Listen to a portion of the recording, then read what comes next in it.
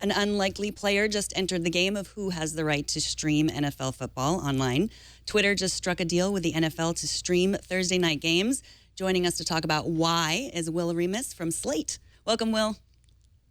Hey, thanks for having me. So how much do your sources say that Twitter paid to stream the games? I'm told that it was less than 10 million, which sounds like not that much to stream 10 NFL games.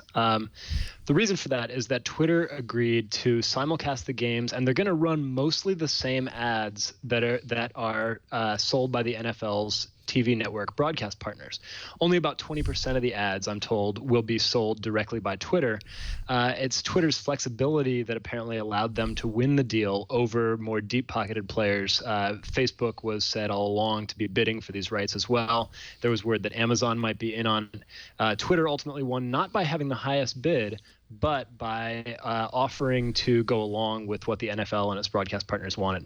So you also say that it had to do with the audience. Like, we always spend a lot of time talking about, like, we think Twitter's so big because we're journalists, and there's lots of journalists, there's lots of celebrities, there's lots of politicians, but the average person isn't on Twitter as much as the groups I just named. So what is it about this audience, do you think, that made it more appealing to the NFL? Yeah, it's probably not the sheer scale of the audience. If they were just going to try to reach the most people via the streaming broadcast, they might have wanted to go for Facebook, which, obviously has over 1.5 billion active users around the world. Twitter is much smaller. It only has about 300 million active users. That's been a source of consternation for the company and its investors for several years now. But what Twitter does have is an audience whose core users are young. They're in the demographic that the NFL is trying to reach here. I mean, the NFL has no problems reaching the average American household. What they want to do is reach those young people who have cut the cord, who are not watching on TV. Maybe they don't even have a TV. They do everything on their computers.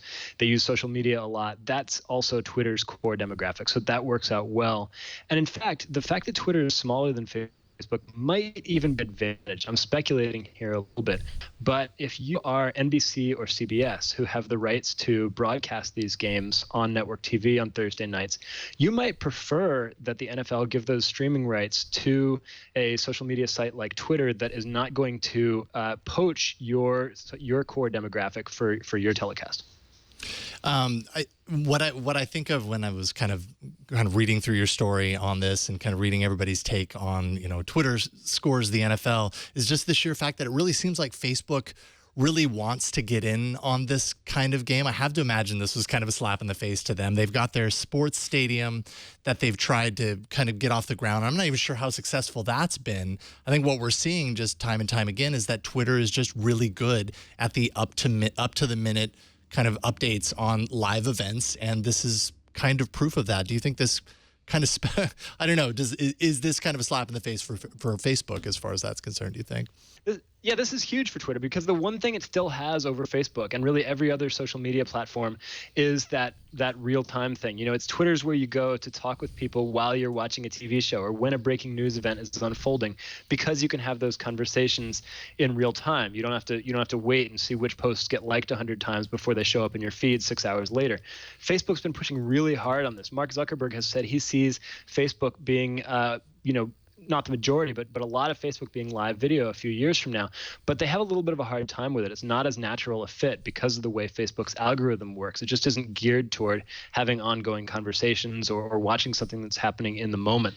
So I think the NFL also appreciated that about Twitter, and they have an existing partnership. The NFL is probably the flagship partner for Twitter's Amplify program, which is a live video ad program where the NFL now shows highlights right after they happen in a game. They appear on Twitter, and then somebody like McDonald's or Verizon sponsors those highlights. It's been a huge revenue maker for Twitter.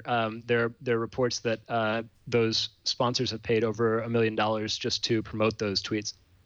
So from what I understand, you don't have to be logged into Twitter. You don't even have to have a Twitter account to use this. That's what we suspect.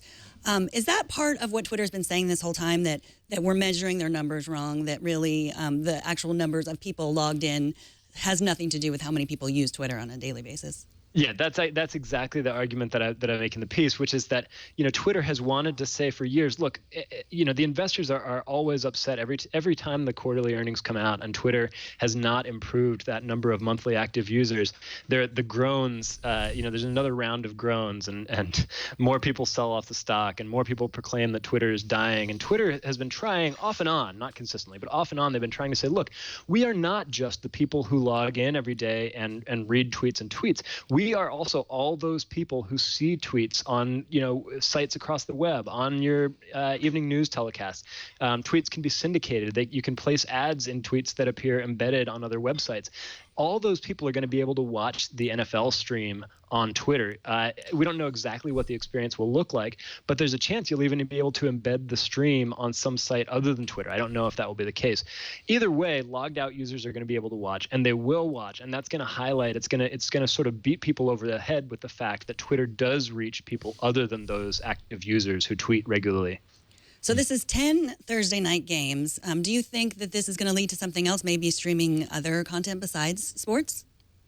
Yeah, I mean, I think that's the plan for Twitter. Of course, with Twitter, they have had a lot of stops and starts on various product initiatives over the years, partly because they're sort of in constant crisis mode, all stemming from the fact that they went public and they were supposed to be the next Facebook, and they haven't turned out to be that. And so there are these constant demands for them to grow now and grow fast, and so at various times in their history, they've tried something, it doesn't really work, it kind of peters out, and then they try it again later.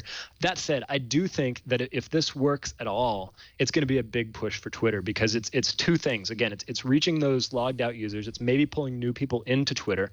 Maybe you don't care to use Twitter on a regular basis, but you're a cord cutter. It's the best place to watch the NFL game on Thursday night. You see people talking about it in real time. Maybe you're moved to set up an account so you can jump into that conversation. And then it also, again, drives home the fact that Twitter is the place to have conversations about live events. So I think if this works, I think Twitter will be going after other live sporting events. They'll be looking to be a streaming partner. I wouldn't be surprised if they try to, be the streaming partner for the Academy Awards. I mean, obviously Hollywood is especially averse to cord cutters and hostile to them. But I think absolutely this is a direction that Twitter would like to go from now on.